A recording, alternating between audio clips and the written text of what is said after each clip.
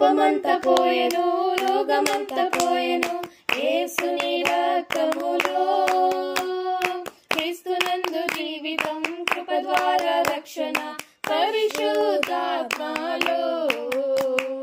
పాపమంతా పోయెను,